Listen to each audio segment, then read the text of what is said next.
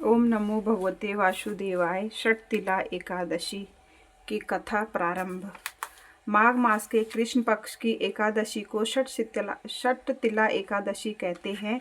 इस दिन भगवान विष्णु की पूजा की जाती है। इस दिन काले तिल और श्यामा गाय के दान का विशेष महत्व है। शरीर पर तिल के तेल की मालिश, तिल जल से स्नान, तिल जलपान तथा तिलों के पकवान की इस दिन विशेष महत्ता है। विधि पूर्वक यह व्रत करने वाले को रोगों से मुक्ति मिलती है और सुखों में वृद्धि होती है। एक समय दालभ्य ऋषि ने महर्षि पुलस्त्य से पूछा कि महाराज, मृत्युलोक में मनुष्य ब्रह्म हत्या आदि अनेक महापाप करते हैं, प्राय धन की चोरी और दूसरों की उन्नति को देखकर ईर्ष्या करते हैं तथा अनेक प्रकार के व्यसनों में फंसे रहते हैं, फिर भी उन्हें नरक प्राप्त नहीं होता। इसका क्या कारण है? न जाने वे कौन सा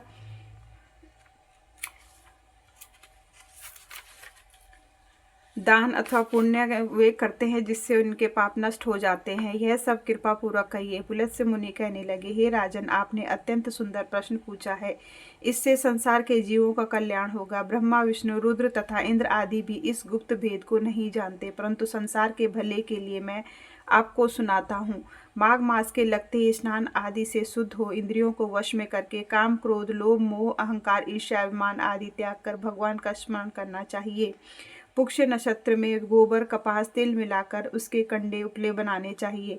इन उपलों से 108 बार हवन करना चाहिए। उस दिन मूल नक्षत्र को साथ ही नित्य क्रिया से निवृत्त होकर देवादिदेव श्री भगवान विष्णु का पूजन और एकादशी का व्रत करें। रात्रि को जागरण करना श्रेष्ठ है। इसके दूसरे दिन धूप, दीप, नैवेद्य आदि से भगवान का पूजन करके खिचड़ी का भोग लगाए। भगवान विष्णु का पूजन करके पेठा, नारियल, सीताफल, सुपारी सहित अर्घ्य देते हुए विनय करे, हे भगवान, आप दीनों को शरण देने वाले तथा इस संसार सागर में फंसे प्राणियों का उद्धार करने वाले, हे पुंडरीकाक्ष, आप लक्ष्मी सहित इस तुच्छ अर्घ्य को स्वीकार करें। इसके पश्चात जल से भरा हुआ कुंभ घड़ा ब्राह्मण को दान करे। इस समय ब्राह्मण को श्यामा गौ और तिल पात्र देना अति उत्तम है। तिल स्नान और भोजन दोनों ही श्रेष्ठ हैं। इस प्रकार जो मनुष्य जितने तिलों का दान करता है उतने ही 1000 वर्ष स्वर्ग में वास करता है।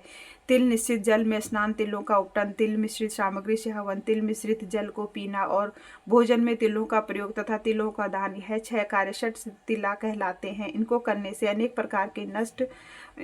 प्रकार के पाप नष्ट हो जाते हैं। इतनी कथा कहकर पुलस्त्य ऋषि कहने लगे कि एक समय नारद जी ने भगवान श्री विष्णु से यह प्रश्न पूछा था और भगवान ने षटतिला एकादशी का जो महात्म्य नारद जी से कहा था वह तुमसे कहता हूँ। भगवान विष्णु कहने लगे, हे नारद मुनि, मैं आंखों देखी एक सत्य घटना कहता हूँ, तुम ध्यान पूर्वक सुनो। प्राचीन काल में मृत्युलोक में एक ब्राह्मणी रहती थी। वह सदैव व्रत किया करती थी। एक समय वह 1 मास तक लगातार व्रत करती रही। इससे उसका शरीर अत्यंत दुर्बल हो गया। यद्यपि वह अत्यंत बुद्धिमान था, फिर भी उससे कभी देवताओं के निमित्त धन और अन्न का दान नहीं किया। इससे मैंने सोचा कि ब्राह्मणी ने व्रत आदि से अपना शरीर शुद्ध कर लिया है और उसको विष्णु लोक तो मिल ही जाएगा, परंतु इसने कभी भी अन्न दान नहीं किया, इससे इसकी तृप्ति होना कठिन है। ऐसा सोचकर मैं एक भिखारी बनकर मृत्युलोक में उस ब्राह्मणी के पास गया और उससे भिक्षा मांगी। वह बोली, हे महाराज, आप यहाँ किस लिए आए हैं? मैंने कहा, हे ब्राह्मणी, मुझे भिक्षा चाहिए। इस पर उसने एक मिट्टी का ढेला मेरे भिक्षा पात्र में डाल दिया। मैं उसे लेकर स्वर्ग लौट आया। कुछ समय बीतने पर वह ब्राह्मणी शरीर त्याग कर स्वर्ग में आई। मिट्टी का दान करने से उस ब्राह्मणी को स्वर्ग में सुंदर महल मिला, परंतु उसने अपने घर को अनादि सामग्री से शून्य पाया। तब वह मेरे पास आकर बोली, हे भगवान, मैंने तो अनेक व्रत आदि द्वारा आपकी पूजा की है, परंतु फिर भी मेरा घर अनादि से शून्य क्यों है? मैंने कहा, पहले तुम अपना घर जाओ, देवताओं की स्त्रियां तुम्हें देखने के लिए आएंगी, उनसे षटतिला एकादशी का पुण्य और विधि सुन लेना, तब ही द्वार खोलना। भगवान ने के ऐसे वचन सुनकर वह अपने घर आ गई। जब देव स्त्रियां आई और उन्होंने द्वार खोलने के लिए कहा तो ब्राह्मणी बोली, आप मुझे देखने के लिए आई हो तो सबसे पहले षटतिला एकादशी का महात्म्य कहिए। तब उनसे एक देव स्त्री ने षटतिला एकादशी का महात्म्य कह सुनाया। ब्राह्मणी ने महात्म्य सुनकर घर का द्वार खोल दिया। देवगणाओं ने देखा कि वह न तो गांधर्वी है न आसुरी वरन सांसारिक वृद्धा है। इस ब्राह्मणी ने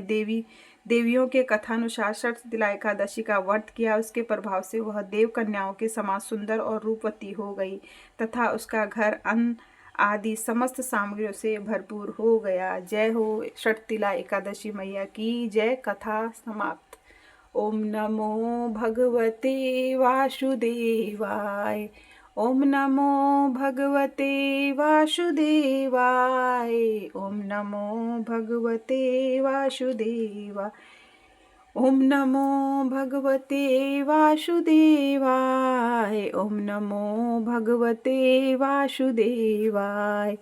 ओम नमो भगवते वासुदेवाय। वासुदेवाय हरि वासुदेवाय। ओम नमो भगवते वासुदेवाय। ओम नमो भगवते वासुदेवाय। वासुदेवाय हरि वासुदेवाय। ओम नमो भगवते वासुदेवाय। जय हो एकादशी मैया तेरी, जय हो माँ।